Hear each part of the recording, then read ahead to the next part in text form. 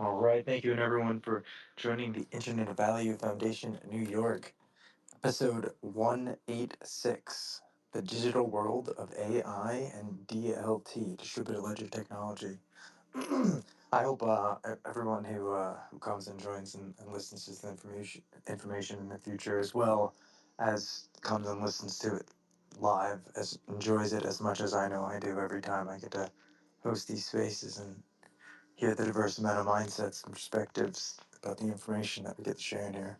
Welcome, Shellfish, as always, so quick to join the space. Let's see. Let me do a little retweet here. Let's see if we get some people in here. Feel free to jump in here. I'm gonna grab the video from the Federal Reserve today, as they have been doing a live conference, and touch on some of those things that were spoken about today there, in reference to title.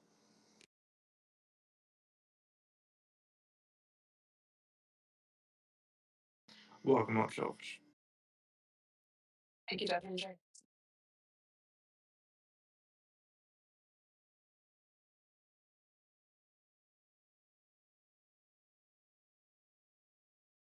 The Federal Reserve meeting today was very good. I know you don't like that word good, but there's a lot of great information. I know they talked about or started bringing up circuit breakers because of what happened on Friday.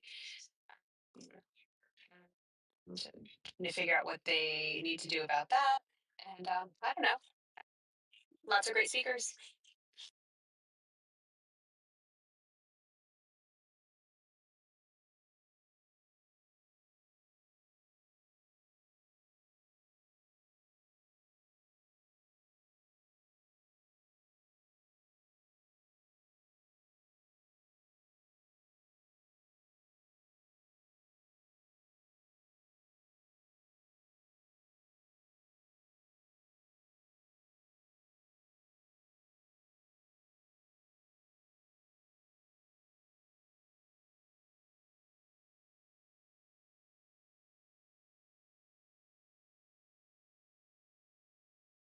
Sorry about that. I had my hands busy for a second. Yeah, they had definitely had well, they had multiple panels, right? So different speaker panels put together, different topics.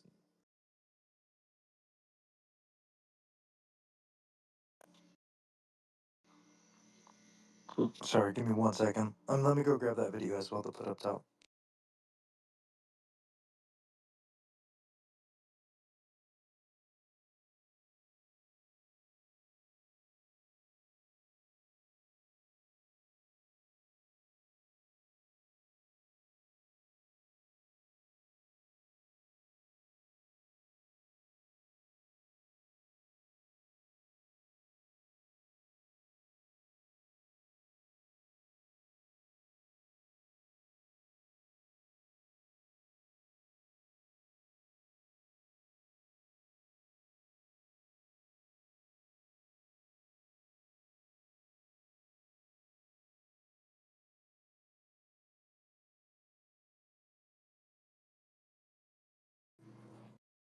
Okay, sorry about that.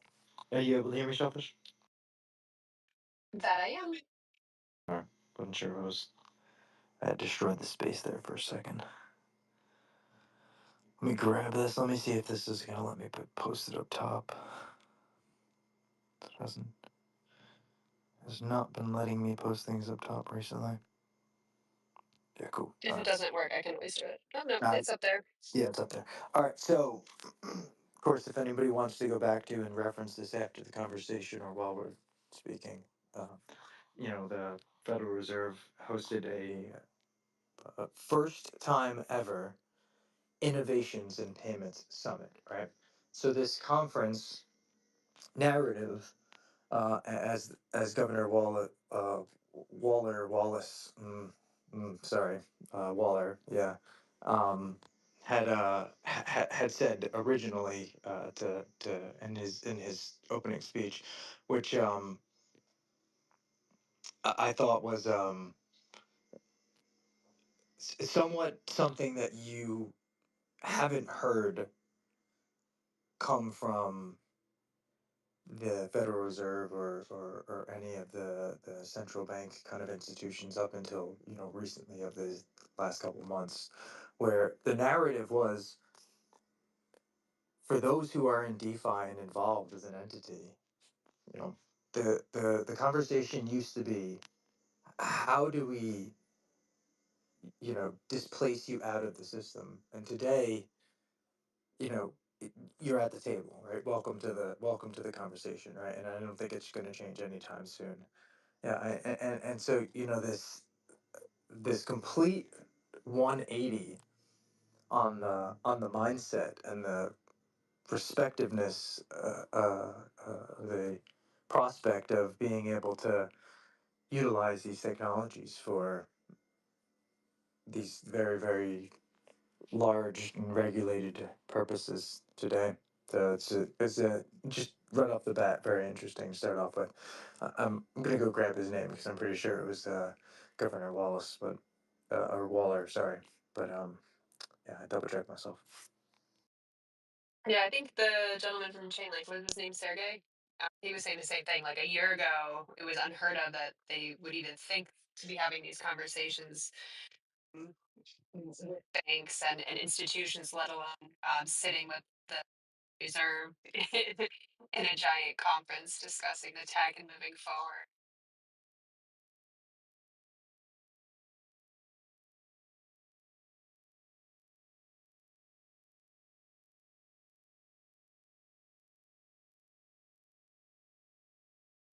Yeah, correct. Governor Waller. Sorry. All right. I don't know why my brain said Wallace for a second. I was like, wait, no, Waller. And I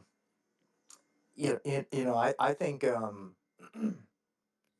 the thought of stablecoins, payments, and the ability to transact on the internet, just as you do sending emails back and forth, but it be a transaction of value, is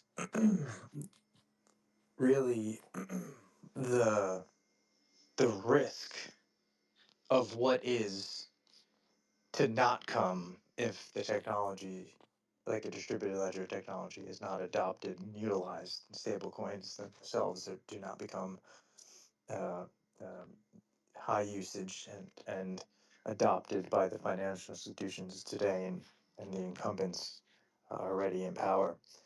And I think it's an interesting thought. Some of the risks that were being brought up by AI in accordance with distributed ledger technologies being paired with usage. Sorry, Shellfish, go ahead. Oh, I just wanted to add to the stablecoin comment. Yeah, it blows my mind because I don't remember which woman it was that was discussing this, but she said that certain stablecoins were maybe not going to be quite holding their value as much as other ones, and it made me think of all like the tech conversations that we've had and certain things losing their value over time just because of the innovation. So it's like, okay, well, it's backed with this now, and that holds a 1-to-1 ratio in our system. But as we progress forward, those same things may not be as valuable. We just saw, I think they just found a giant mine of gold in Africa yesterday. So they're like, okay, does that make it less valuable because there's more gold at our disposal? So as we keep adding stuff that is pumped into the system and used as the backing, and it becomes less valuable, do they lose their pegs?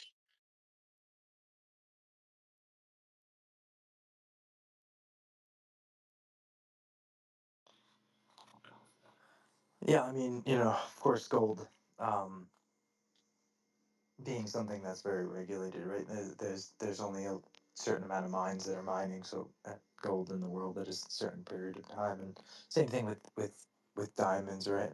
Diamonds really themselves aren't very rare at all. Actually, they're all over the place. But um, you know, the the way that De Beer had taken over the market, marketed it, and essentially cornered and promoted a single thing was what gave it the inherent thought of monetary value. And I think, of course, gold and silver playing some um, material role. Diamonds also do play material roles as well when you think about lasers and the way that crystallizations occur inside of the momentum of inside of diamonds, and so their use cases and technology as well. But um, you know, the thought of what their monetary worth is, that's completely based on the market valuations, which all markets are manipulated to some extent. And uh, I think the thoughts that were being raised about the implementations of AI and large language models in particular when speaking about AI, because AI being this just very vast encompassing term, but large language models specifically to conversation, posing such a high risk in the magnitude of being able to create cost dollar evaluations for the computational usage of the inherent adoptions of these technologies, and so the thought of a financial institution themselves actually having some sort of posed risk of having a financial burden if they are to be phished attacked or bot attacked in means of computationally eating up their token allowance from whatever they would purchase from a large language model service, providing their application service. Yeah, these interface thoughts. Does your local bank, if they adopt AI and pay some sort of token quantity amount, which you could even see today, right? Like even your local federal unions, right? Some of them will have their own little chatbot AI models on the app you have or the website, right? You want to speak to me before you speak to an agent. They're most likely paying for some sort of third party service, which is providing that, right? And so you think about phishing attacks or bot attacks, right? If there's a multitude of accounts that are made and they eat up those tokens, does that create a financial burden for an institution? Could you put a could you put a financial institution in a rough place by doing such a thing? And then of course the other extents of the phishing attacks on the people who are elderly, right? If they adopt things like stable coins and the ease of them means of being able to transfer those transactions.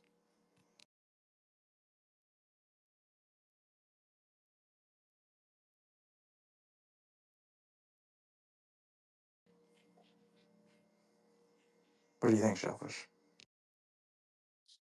I'm just thinking about if I give my money to a bank, and they're holding my Bitcoin or my XRP or whatever, and they JP Morgan or Bank of America, whatever stable coin, and lose their peg. Still get Do I still get my holdings back, or are they utilizing that as part of their collateral if it's in like a vault or a safety deposit box? Because you know how we always say, like, where does the yield come from, right? So if I'm giving the bank my representation to hold, mm, do I end up losing my assets with them? Um, just kind of curious.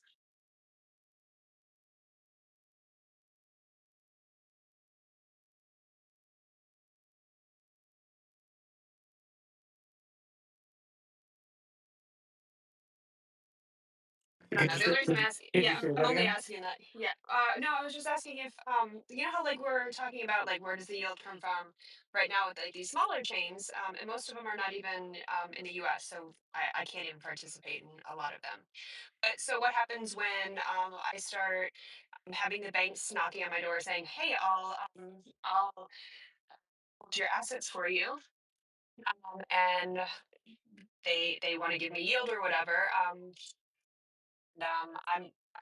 going to be at risk, right? Like I want to keep my assets to myself, right? Like is yield really worth it? Because if they're going to use it to provide like collateral, right? Like or show that they have collateral for stable coins, like a 1-to-1. Like they're utilizing my asset to prove that they have that in the bank, right? That's Am I understanding it correctly? So if the bank loses the peg, I lose my money? Like, that's how it's always been, right? Or is it gonna be more secure in the banking system?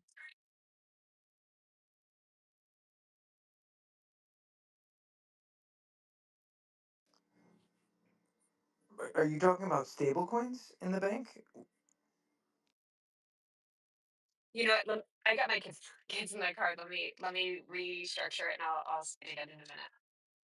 Yeah, yeah, you got that. You got that. I think it was multiple things that you said there, right? Because yeah, one thing would be getting yield on your assets when you, I guess, essentially deposit them, right? So you're giving your assets to someone else. That's a completely dependent basis on contractual whatever is going on there for sure. But stable coins, thought of their representation and your ability to use them when a financial institution is the issuer of the stablecoin, your bank, your JPM coin, right?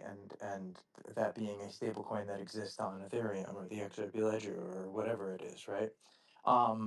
That I think is, and with the Genius Act, of course, being passed, and um, this meeting today, right, from the Federal Reserve, and you have governors speaking there, right, and you have actions being made, right, in the forms of documentation. There is a notion behind stablecoins being just an equal equivalent to dollars, right? Fiat dollars. And so it's just a digital version of a fiat dollar represented on a distributed ledger technology that garners a whole bunch of technological advantages by doing such a switch.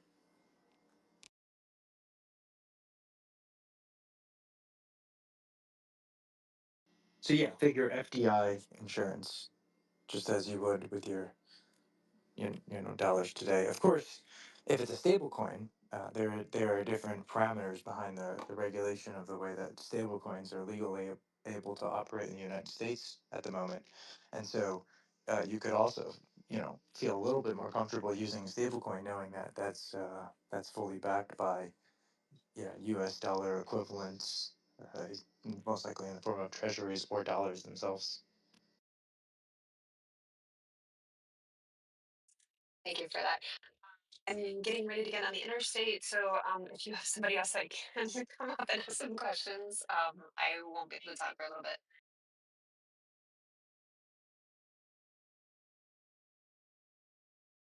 We'll definitely drive safe on the interstate there. I'll monologue for a little bit, and then I'll probably close up the space. I only plan on hosting a 45 to hour long space.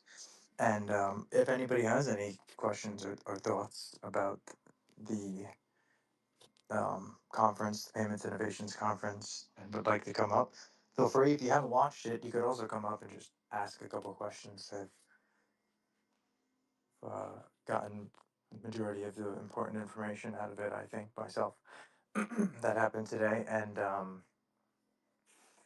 uh, also a feeling for some of the people who were up there as panelists as they were speaking, and people who are part of the Federal Reserve themselves, where they think they see things going from a a regulation standpoint. I think the one of the earlier panels was probably one of my favorite ones, right around the 2 hour mark of the YouTube video I posted up top there.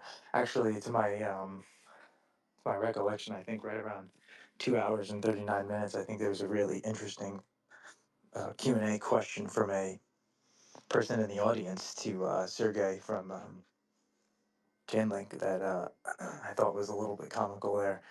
In the essence of centralization versus decentralization. And from a outlook perspective, yeah, it was about 2 hours and 39 minutes, I think, right when that question was about to be asked. And an outlook perspective of, from his perspective, with Chainlink being more of a centralized, closed off system, in which connects to and interconnects with decentralized systems to play that oracle role, versus what could be looked at as like a decentralized oracle system. And I just, it just was really interesting from of course, Sergey keeping his professionalism and answering the question on stage. But I thought it was just, it was a great one. But yeah, that that earlier panel right around the 2 hour mark, and so or so, and starting into the when he was asked that question, I thought was all a great conversation that was spoken, and the the thoughts of the risk to reward ratio being much greater of a risk not adopting the technologies such as stablecoins and distributed ledger technologies and AI in the forms of like large language models and these processing machine learning and also in deep learning. So the the magnitude of what's at risk of not adopting it is seemingly much greater than uh, the what could be the posed risks possibly thought of as adopting it. So, that's always great to hear because that means full steam ahead, right? Innovation is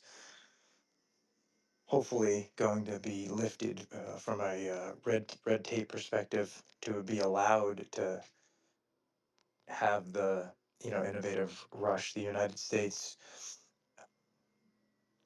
and and rest of the world is already going through from a technological renaissance or technological revolution. I mean, this is equivalent. I think it was Kathy Wood, although not particular huge fan of hers. I think at one point she had made a statement equivalating this technological renaissance, this revolution, to the early 1700s when the combination of steam engine, electricity, and I think it was combustible engines had essentially materialized. She said beforehand there was a productivity increase of less than 1% over a 100-year basis. And in the last 150 years or so, of course, we've blown that out of the water. But what's here and what's posed to be able to be done with AI is magnitudes greater of a such change. Shellfish, you got your hand back up. Are you no I longer know, I on know. the It's no, it's stop and go traffic. Um, so somebody posted today about the hooks marketplace trying to go active, and I started thinking like we are building for something now instead of like all these things that we keep coming up with instead of like building for like 3 5 years out. A lot of us are coming up with stuff that is like for the immediate, like, oh, I think this is something everybody needs now. But I mean, if you look at it, like, so there was somebody on stage today, I cannot remember who it was.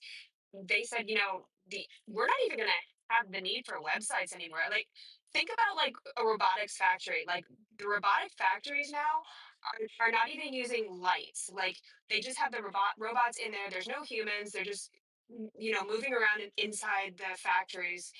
And that's basically like websites are going to be gone. Like you're just going to have your AI go through, find the stuff that you need. I mean, all these people that are building certain things, like think agents are going to pretty much wrap up everything. Like you're going to say, "Hey, I want this," and it's just going to be more instant.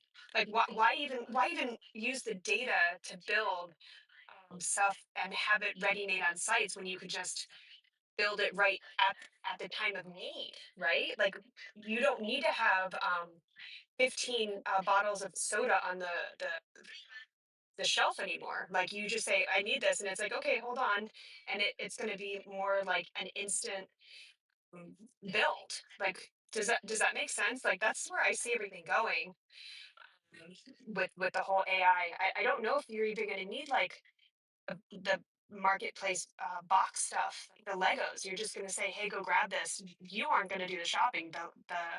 The agents are going to do it for you.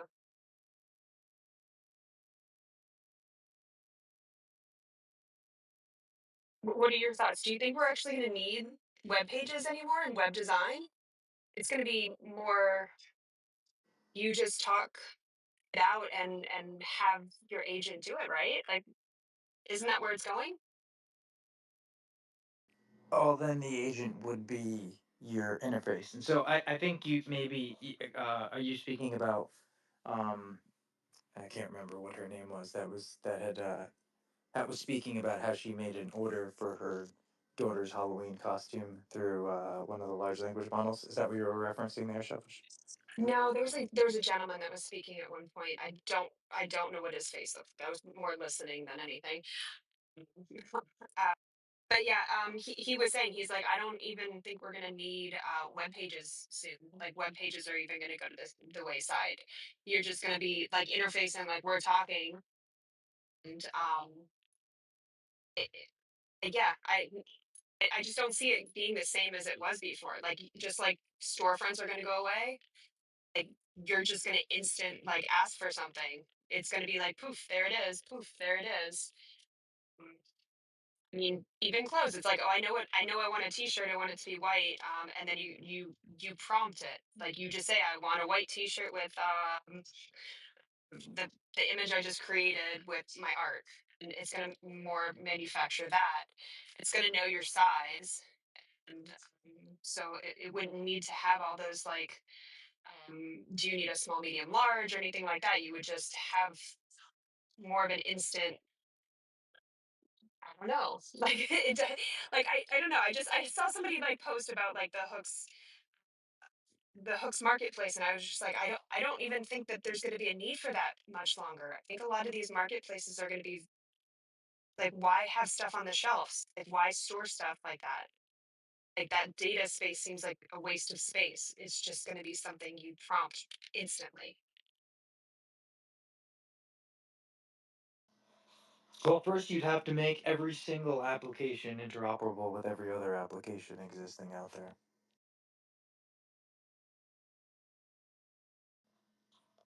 It's a huge task. But are we on pay for that? What was that? Far out are we from that? Probably a decade, my opinion. Yeah, Be that far? and most from every uh, application being able to interact with every other application. Yeah, probably like 5 to 10 years out from something like that. And so right because I mean, you could think there. I mean, wouldn't necessarily be the need for an interface in the form of a web page, but there's definitely some sort of necessity or necessary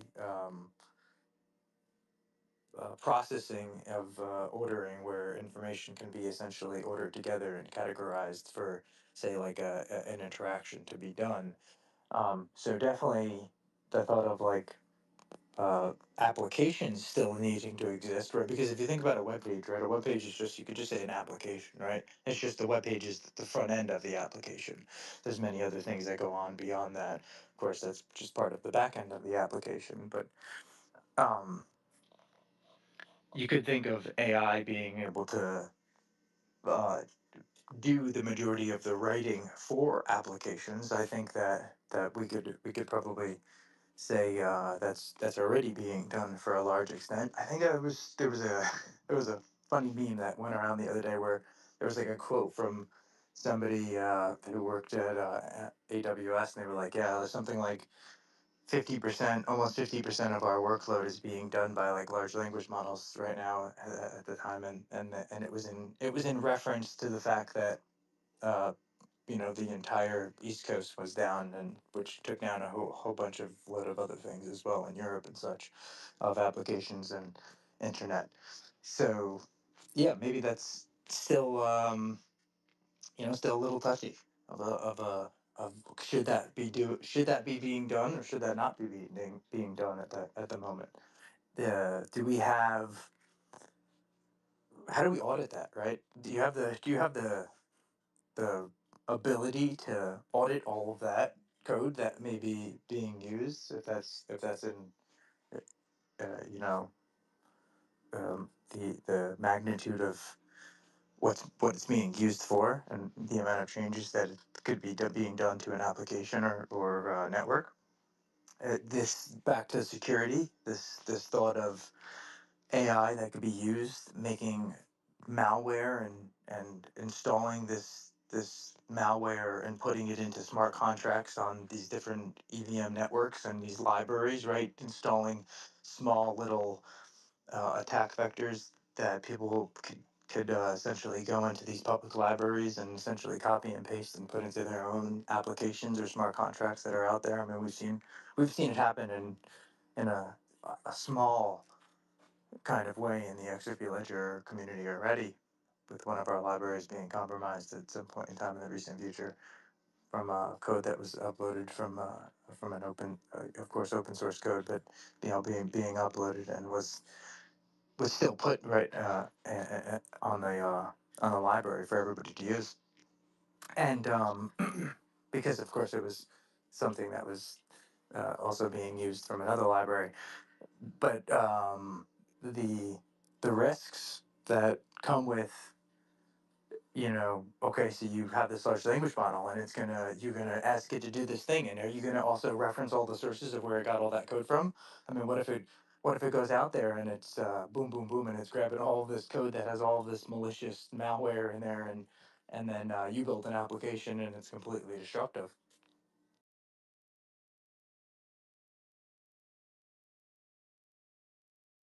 Yeah, I've rambled for a while there, sorry.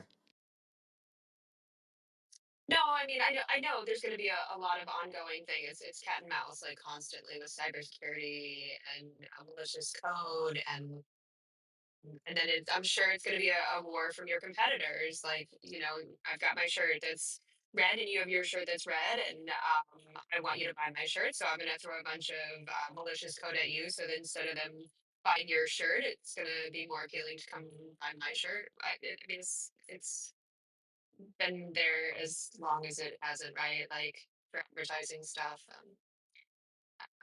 Yeah.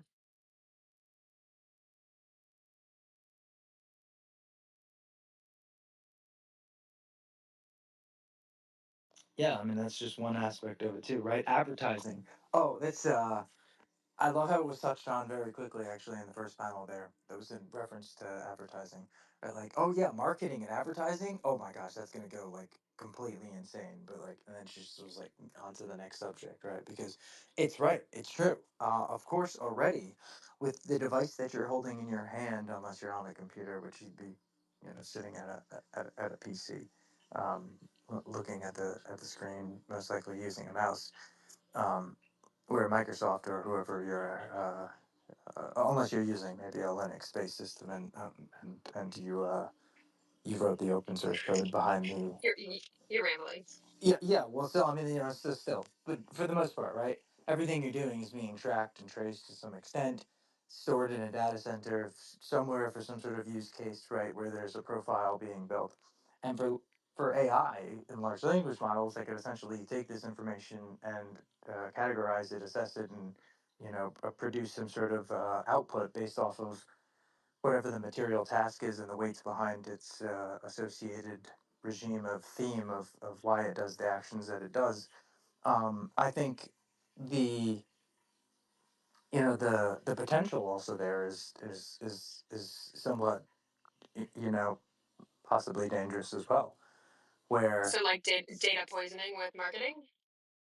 well, just like you mentioned it, right? You had said beforehand, right? Oh no, I want you to buy my blue shirt instead of my red shirt, so I'm going to do everything I can to make you buy my blue shirt. But what about the consumer in the middle, right? Like, were they hit with like mesmerizing forms of different memology and identifications that were Yeah, relative to like them? what if you hate Tate and you the shirt that you were thinking about buying, all of a sudden Tate's where you're like, ah, or Trump, or my God, people are like, oh my God, Trump is wearing the shirt that I was thinking about buying. Oh my God, I don't want to buy it. Something ridiculous like that in marketing. Yeah, I guess, and you can make a lot of examples, right? And the idea is that it's in reference to the consumer, right? And the thought of, okay, maybe there should be some safeguards behind how that information is going to be handled, and the amount of actions that can be taken in reference to that information being accessed by whoever, whatever party has access to that information. I think is definitely very an important aspect to this, which, of course, we've touched on it plenty of times in here, and I'm glad it was brought up today. More, a little bit more mainstream, make it as well, because the innovative side of it is incredible, and the safeguards that will come with the the respective need for some sort of safeguards that most likely will come with the interoperable approach of the technologies being conveniently combined together and used, um, poses a whole ton of risks, because of the need for the interoperable nature to be there, and the ease of being able to transfer that information essentially back and forth. So I think it starts from how information is handled, safeguards, and the way that servers, especially in the United States, are able to be accessed, and how that information is stored.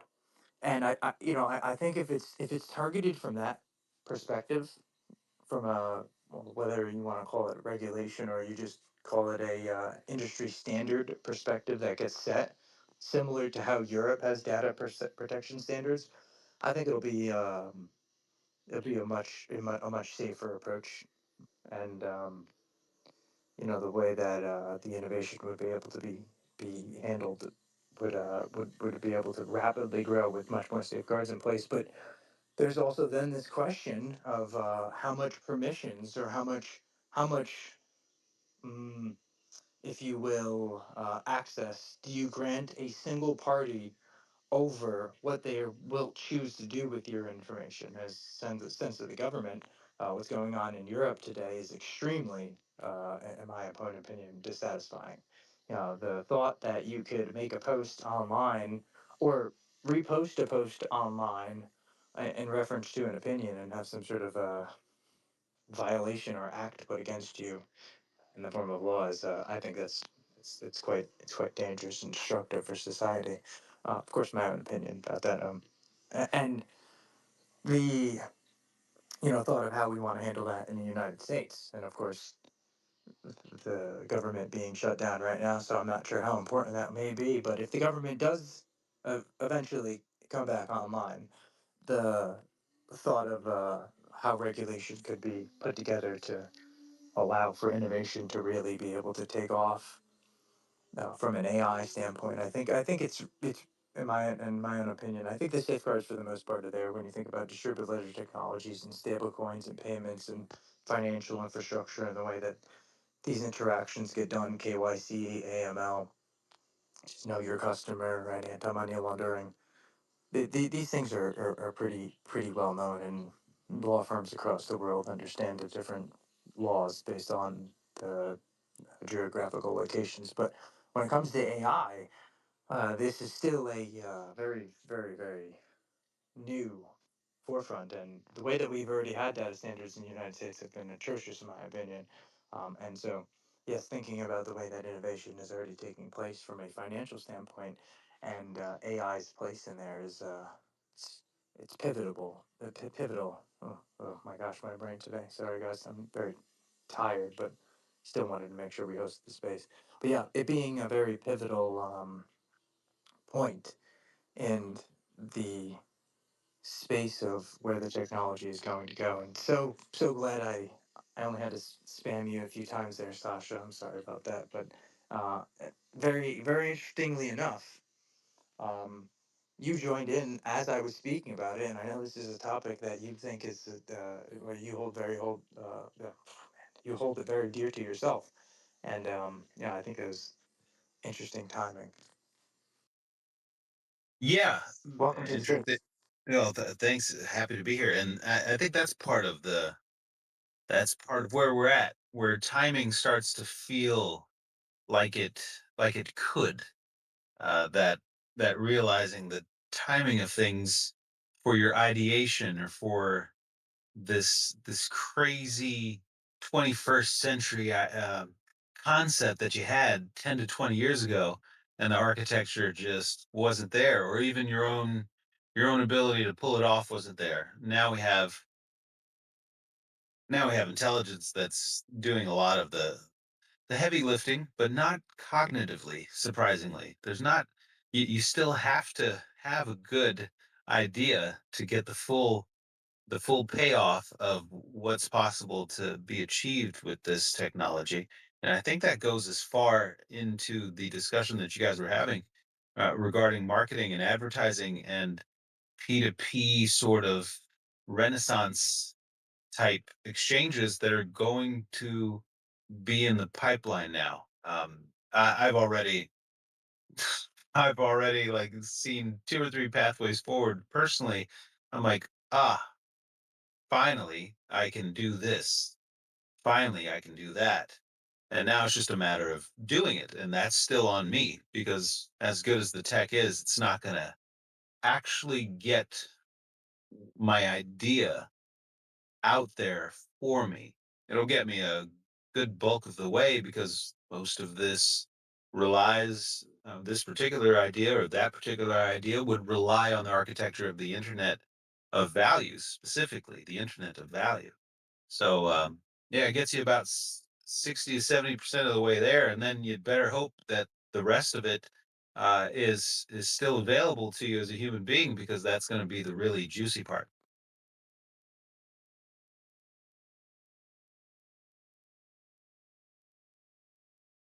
That's it, Sasha.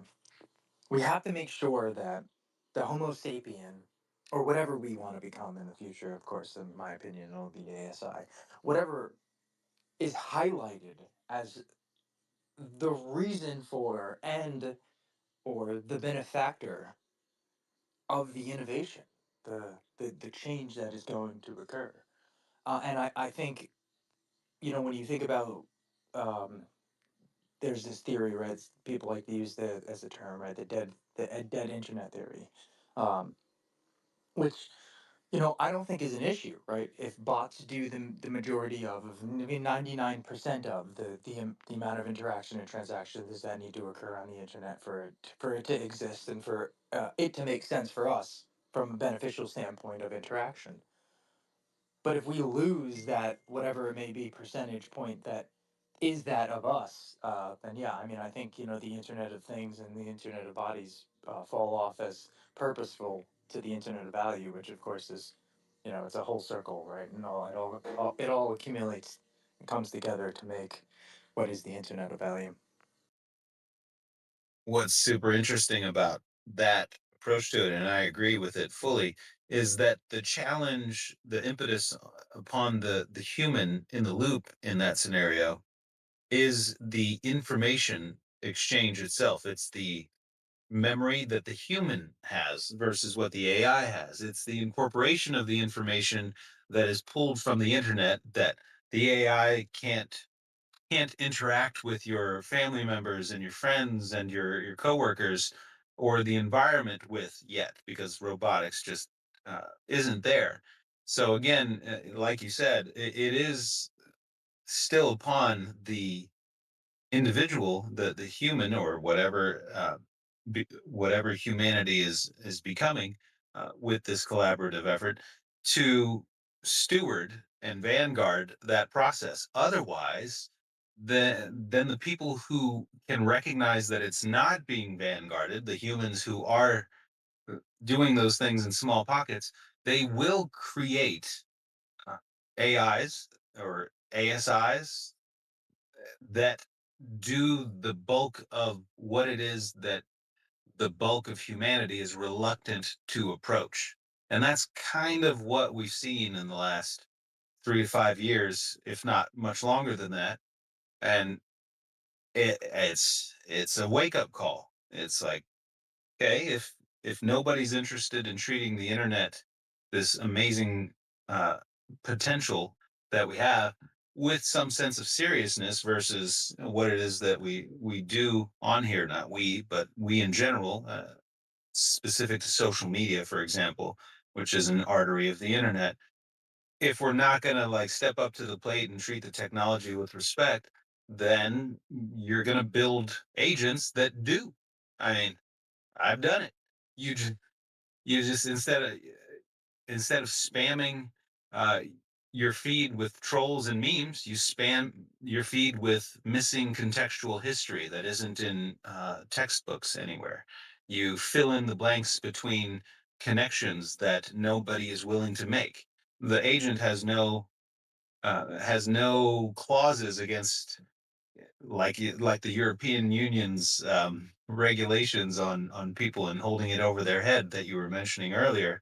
The the AI agent isn't under those jurisdictions, so it's gonna it's gonna defy governments, and it's gonna defy informational legislation that imposes itself onto human beings and does steer their behavior in very sometimes regressive, harmful ways. That all of that's going to be just cut right through at this point, if it isn't already. That's right.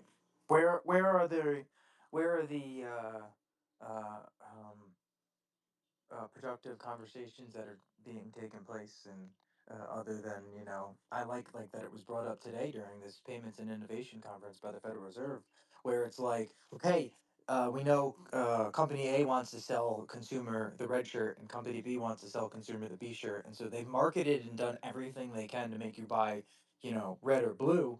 But it's like, what did that do to the consumer, right? Was that a uh, benefit to them overall, long term, or was that something that was actually harmful?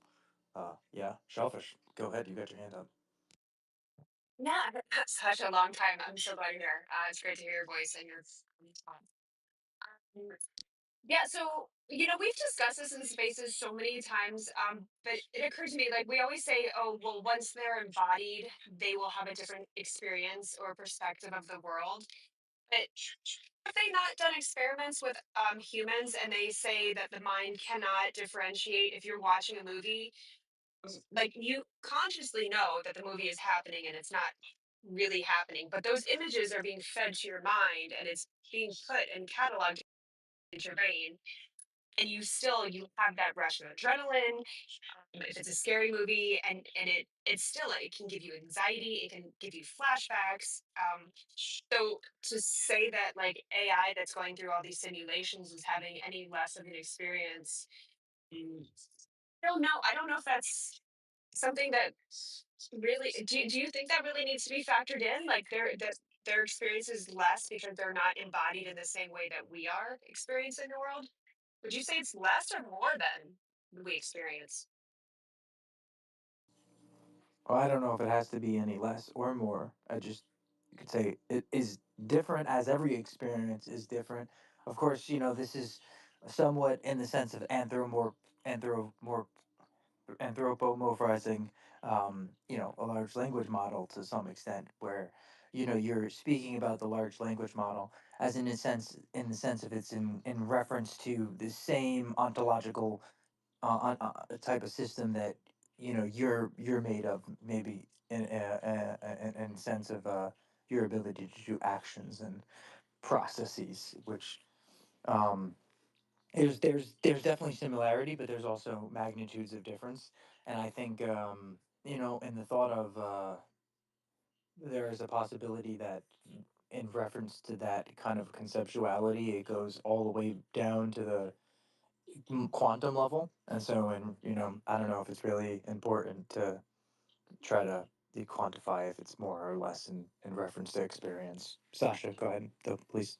Well, I was going to add that if you look at the precedence that has existed in the consumer relationship with the company or whoever's advertising to them, there is a track record that has tilted towards mechanistic procedure, if not full like automation, to the point where a lot of the buttons that are being clicked on Amazon or Instacart or any website, it is it's a short term reaction that 20, 30, 40 years ago, the brick and mortar approach to things would have salivated over having the having what they have today.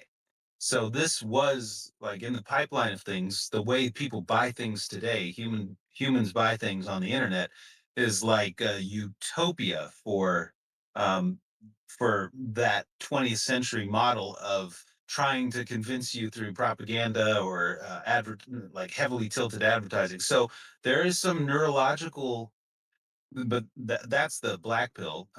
But the white pill is that there is this like Goldilocks preserved zone of being able to make your own choices still as a consumer. And if that is what drives the technology forward, then it's going to not only train the AIs on a very vintagey kind of way of experiencing things, as far as that transfer exchange of goods and services is concerned. But it's also going to really, in my opinion, it's going to bring a sense of fulfillment to the human involved in a like I got exactly what I wanted as a consumer. I cut through the people who thought they knew what I wanted, and I got what I wanted. That is something that is seldomly experienced any longer.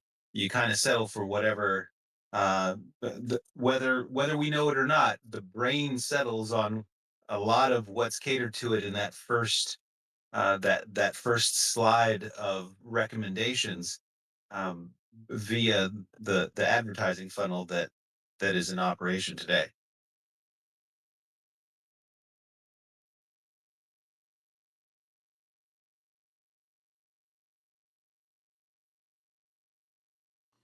I couldn't agree more. And Scott, welcome up. Hi, it's been a while since I've pushed the request to speak button. Is my mic okay? Yes, sir. Fantastic. Love this conversation. I'm down by the beach, so if the waves are too loud, just let me know. So, working with marketing teams recently, trying to help them understand that what was an SEO booster in the past for your website to help people find you is now going to be working with agents, as people are going to be using agents to do all the heavy lifting and the searching. Say it's for holiday rentals. You know, they want to go and stay down by the beach with their family. They know what they need. They need a wheelchair access. They need this many rooms, and they send the agents out to do all this work for them. So for a marketing team, there's no point trying to interact with the consumer at that point. At some point, their agent's going to come back to them with three options. You know, it's going to be the cheap one, the high level one, and the middle one they're probably going to want to be after. Now, it's at this point where the retail, the consumer is first going to have an interaction with your product. So once you get to that stage, as a marketing team or someone who's selling a product, that's when you really want to have your product ready to be seen by a real person. Because until that point, it really is in the future just going to be all the work done on the outside by the agents. So you've got to make sure that when the person gets those three options, that is the information you want them to be really find powerful. And that's where a human will need to come in at some point and make sure it's designed for humans. So they're excited about your property rental down by the beach and everything it does for you. But there's going to be a lot of steps in the middle that are no longer required. And I guess the other side of that is once your agent has found this property for you, you've agreed that, yep, this is exactly what I'm after, and you want to pay for it. With the agents unable to KYC and AML, it also comes down to having the faith that your agent can also, facilitate that payment, and it's going to be with crypto. So a lot of people ask me at the moment if AI is the future and is crypto still a thing. It's kind of like, well, at this stage, I don't see how AI will be able to even make payments on traditional rails, unassisted with, the traditional finance infrastructure we have now, to be able to do it without crypto. Just throwing some thoughts out there. I'd like your opinions. And I'm one that I like to say that distributed ledger technology and AI are a match made in heaven.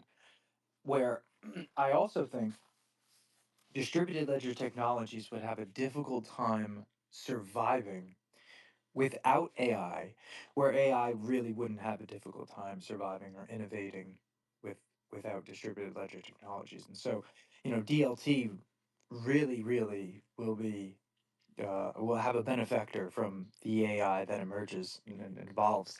And I think you know, as you mentioned beforehand, payments, of course, stable coins, right, being in reference to maybe a very easy method where a AI or large language model would be able to access a methodology of being able to transact a payment. I think will be the majority of payments one day and probably pretty soon as well, where the majority of payments will be AIs that are, occurring, whether they be robo taxis or, logistical systems that are just ordering and maneuvering or whatever it may be, shipping wise. I mean, whatever, it's just I think the amount of things that could be done and things that I can't even think of that could probably be built into the innovation of what could be done is going to be great. I also think that, you know, there are some things that you can today do where it was actually mentioned in reference to the video I have posted up top, which is the Federal Reserve's Payments Innovation Conference, the first one ever that they've had, and the ability already is somewhat there where somebody was one of the panelists was she was speaking about wanting to order her daughter a Halloween costume, and so she told the large language model she wants to order this particular costume, and it brought up a whole bunch of different things, right? And then she clicked on the link and she essentially was able to order it right off of the large language model who provided that service for her. So somewhat easy access to maybe being able to find the product that you want from respective sources that you asked for. But as you had mentioned there, I mean, where you could essentially just and this is something you mentioned beforehand, Shellfish, right at the beginning of the space or earlier on, where you could just ask the AI to order it for you and the payment could be done, and the whole sequence of events and you needing to even look at what would be a website, right, or a user interface is completely taken away, where you just tell the AI, hey, I'm looking for this particular costume for my daughter or whatever. The AI already knows the size of your daughter, her weight, whatever, all of the prospective information it needs. It goes and gets the alpha for you. It says, all right, I'm going to order it for this amount. Is that okay? You say, yeah. All right, great. Boom, done. You don't even have to think about it. It just shows up at the door. This future. Give it to me now.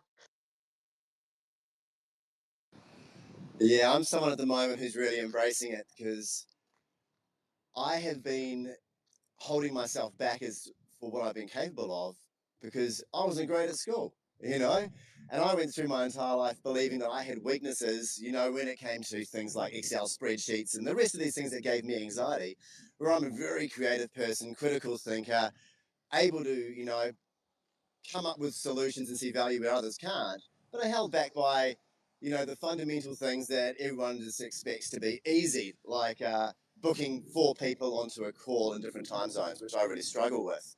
But now with this tool at my hip, ready to go, all those weaknesses have now become strengths. So as the creative who doesn't rely on other people to set tasks for me, but prefer to go out and see the value for myself, I feel really empowered by this stuff now. It took me a while to cotton onto it and get up to speed with it, but now that I've got it, yeah, it's a really powerful thing to have. So loving this conversation, guys. Just wanted to jump in.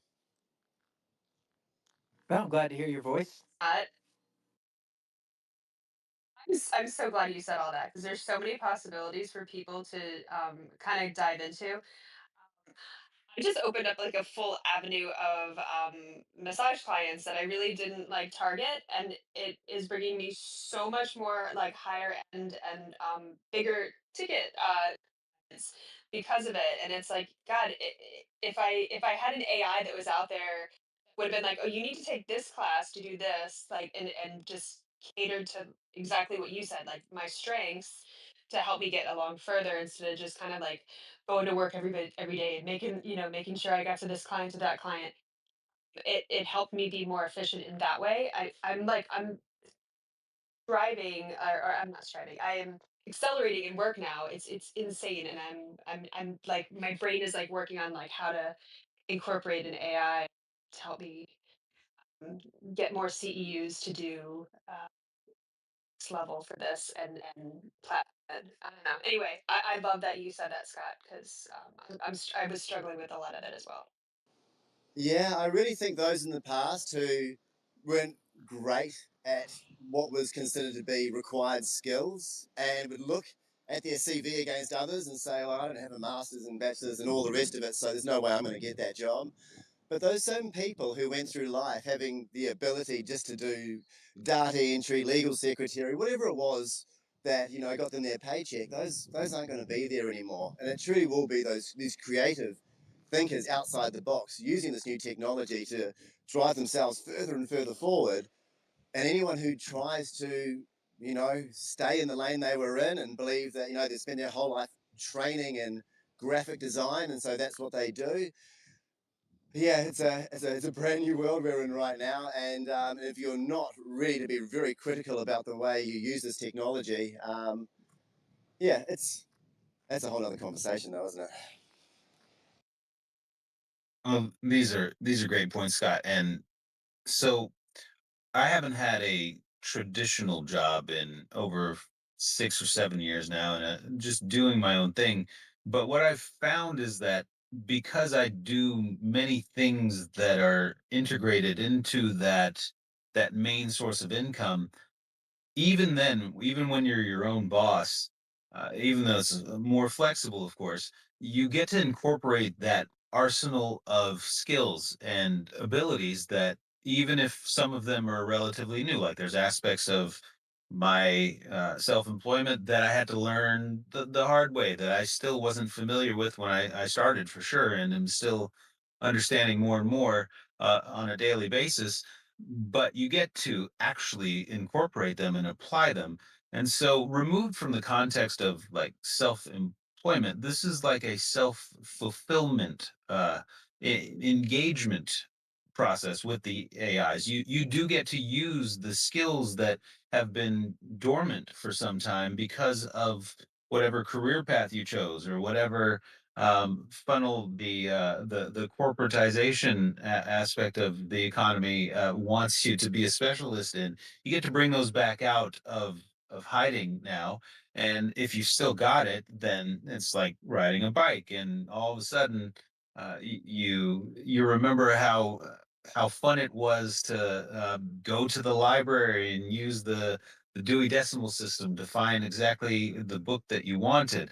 That the way that your brain works in that process, it can now be integrated into like these higher level orders of function fulfillment that can then bring you back some not only neurological rewards, but they can bring you back some career progress rewards if you're interested in branching off and starting your own part-time company on a whim.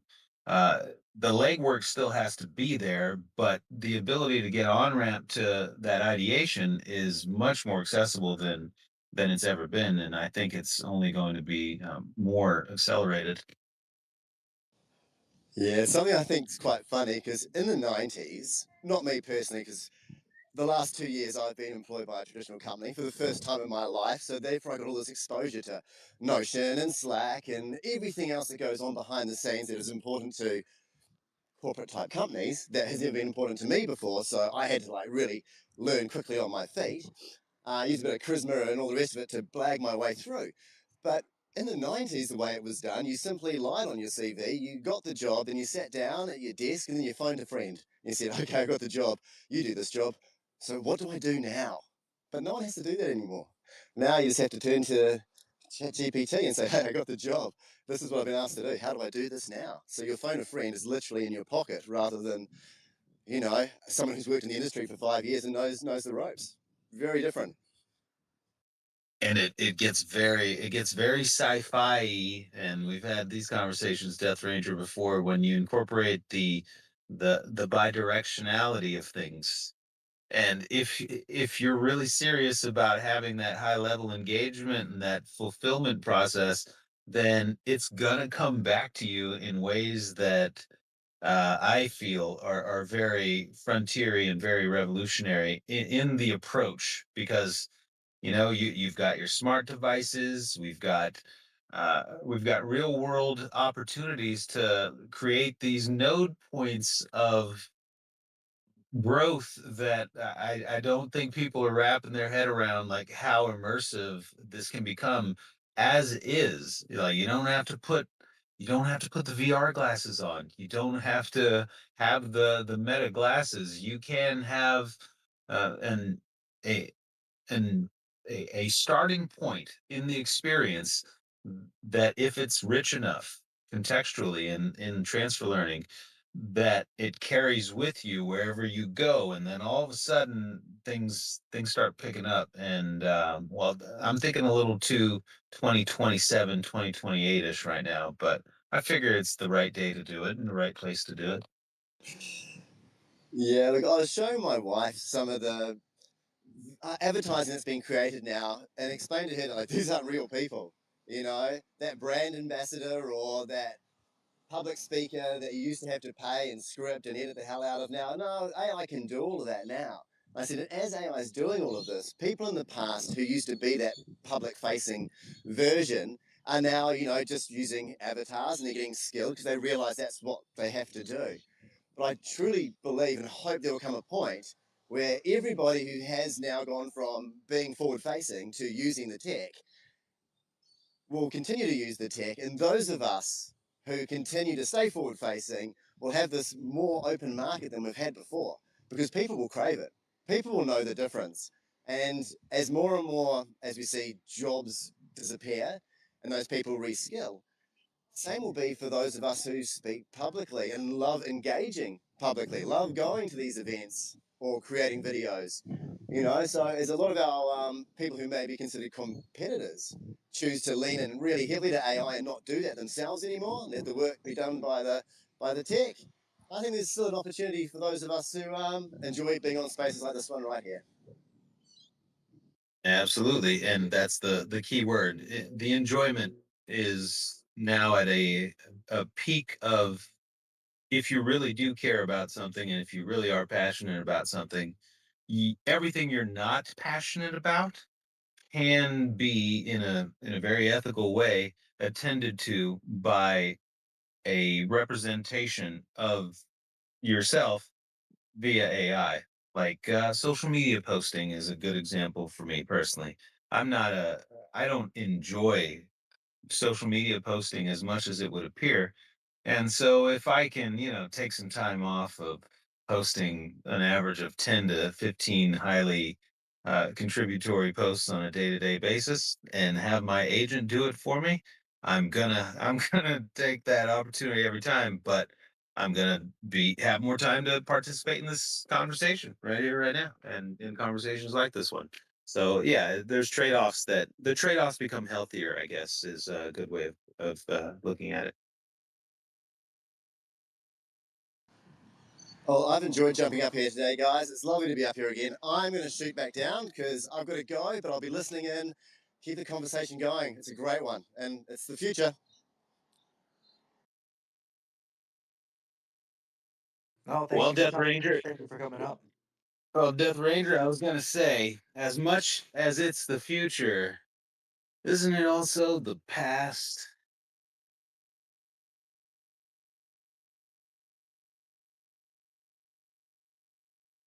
It's a very interesting question. If the future is the past, then it's already happened. That means our future is but a retrospect of what is occurring at this very moment, which is its past or its future. It's hard. It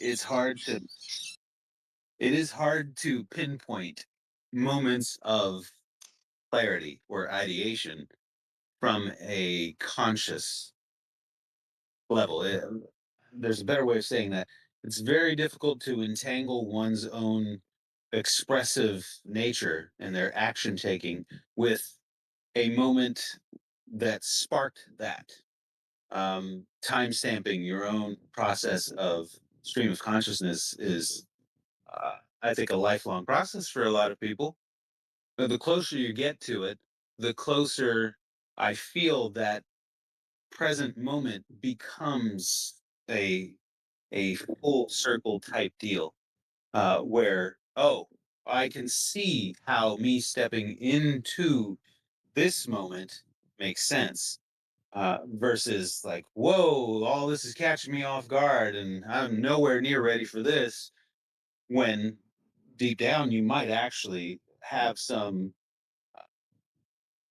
prerequisites for that moment. It's just something else is interfering with your ability to seize that moment, for lack of a better phrase. So yes, this is quantum biology, I guess, in one way, and it's also a deeper understanding of how time may function on that atomical level.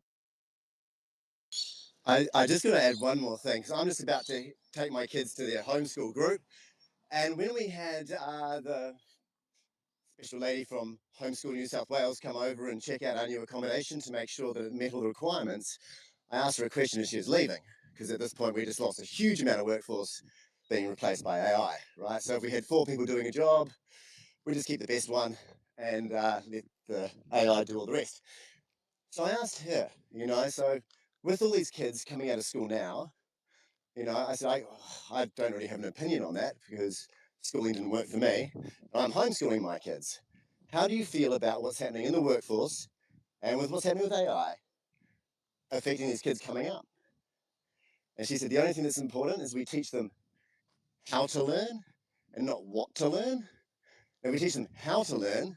She said, like your daughter out the back on her skateboard learning to read, that's the best way she learned. AI is going to be exactly the same. And this surprised me because I didn't expect this coming from her. I thought she'd have a bit of pushback. So this was really exciting. I was like, okay, great. So you recommend leaning into the AI? And she's like, absolutely. It's no different to having a calculator in your pocket. And something that they should be using. So that's something that we're doing with our kids at the moment.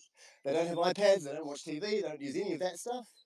But it's just a simple updated version of the internet for these guys.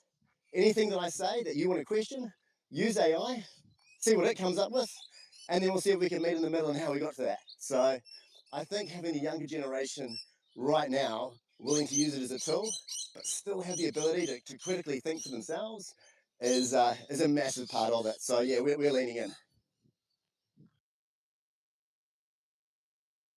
Well, the gulls are roaring in agreement. And the other thing, it's not past or future, it's present, man. We've only got today, so stay in the spot you're in right now and enjoy it, like I'm going to do. We'll talk to you soon. Love it. And with that, I am actually going to end it. I really enjoyed, by the way, the dialogue between you, Scott, and Sasha. I really thank you guys for coming up and speaking today. And this was a great conversation. I try to keep them about 45 minutes to an hour long so they're digestible so somebody can come back and listen to them. Please, if you guys haven't already, Federal Reserve Payments Innovation Conference up above on posted also on YouTube from the Federal Reserve YouTube page. Give that a watch today. It was really a great one. And just happy for the innovation that's coming. And see you guys in the future, which is the past, and living every day to its moment. So, love you guys. Have a great night, everybody.